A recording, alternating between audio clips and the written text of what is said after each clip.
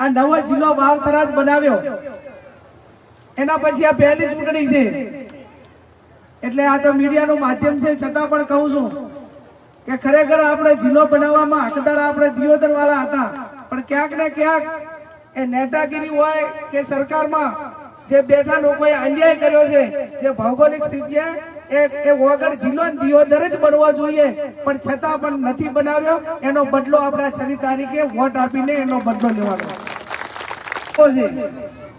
એ જોતા એમ લાગે છે કે સૌથી પહેલો અબિલને ગુલાલા ડુચકવાળા ફોરણા સીટનો ઉડવાનો છે પરચીજીએ એમણે જવાબદારી પૂર્વક વાત કરી છે। જાગીરદાર સમાજના પરિવારો વર્ષોથી તમામ સમાજોને સાથે રાખીને ભાઈચારાની ભાવના સાથે આ ગામોને ગૌરવ અપાયું છે જ્યાં માં ચેહરની કૃપા હોય અને સર્વ સમાજ હળી મળીને ભાઈચારાની ભાવનાથી રહેતા હોય ત્યાં એક વખત બધું ગામ નક્કી કરે કે અમારે આ કરવું છે તો એની અંદર પછી કોઈ ફેરફાર થતો નથી। આ વર્ષોની તમારી પ્રણાલિકા છે।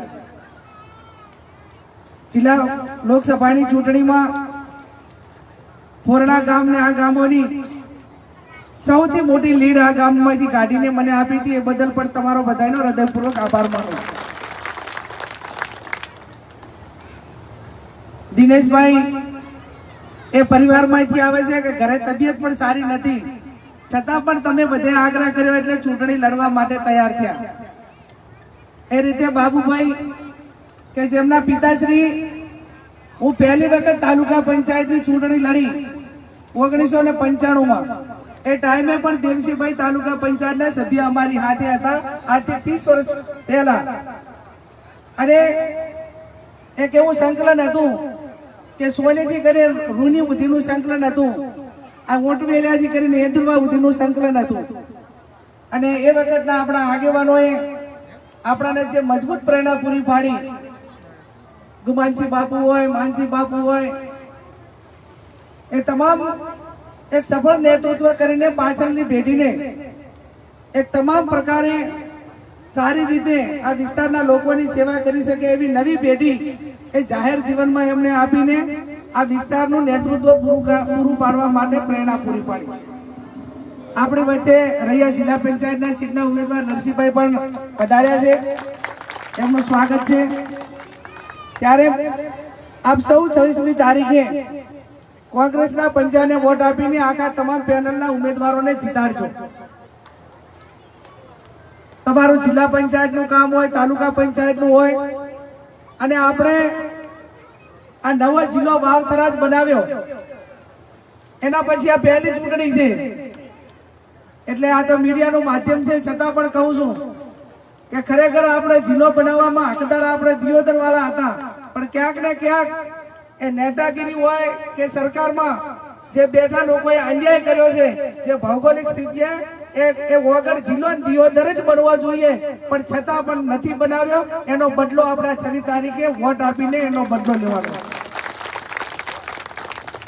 આપ સૌ હું સંસદ સભ્ય છું છતાં જાહેર બોલું કે ન્યાય ન્યાય કહેવાય એમ અને ભૌગોલિક સ્થિતિએ પણ આપણે હકદાર હતા પણ એ ટાઈમે વ્યક્તિગત રીતે કે કોઈએ પોતાની ઈચ્છા શક્તિઓ પૂરી કરવા માટે કે એ રીતે જો કોઈ નિર્ણય લઈ અને એક આખા જિલ્લાના તમામ લોકોને અન્યાય કર્યો છે એક નવા જિલ્લાનું કેપિટલ તરીકે આપણને ના આપીને ત્યારે 26મી તારીખે તમે બધા પંજાના નિશાન ઉપર વોટ આપીને વિજય બનાવજો।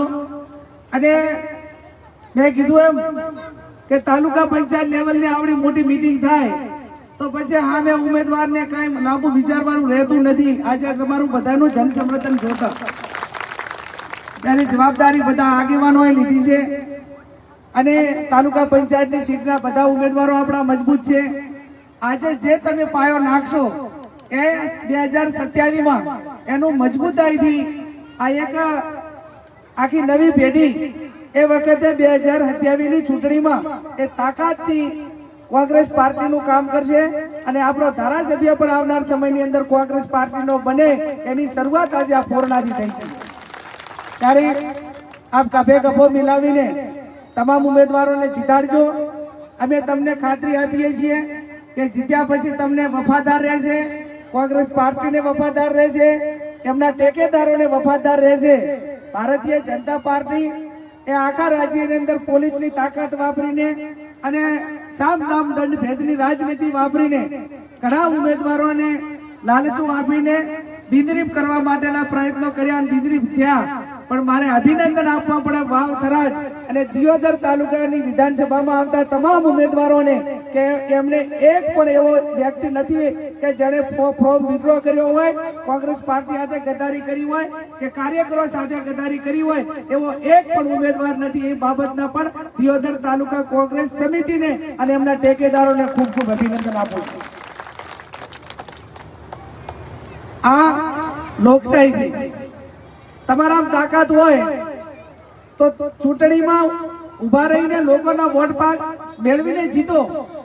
તમે શા માટે કોઈને દબાણ કરીને ચૂંટણી લડવા માટેનો મોકો નથી આપતા?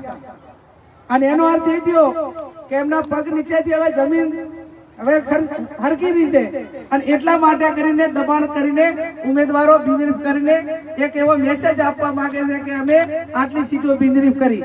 એ બિનરીફનો ગૌરવ ના લેવાય. એ લોકશાહીનો હનન કહેવાય, લોકશાહીનો ગળો દબાયો કહેવાય અને લોકશાહીની હત્યા કરી ગણાય. ત્યારે આપ સૌ 26મી તારીખે કોંગ્રેસના પંજાને વોટ આપી આ તમામ પેનલના ઉમેદવારોને જીતાડજો. આપણી વચ્ચે શિવાભાઈ ભુરિયા સાહેબ પધાર્યા છે.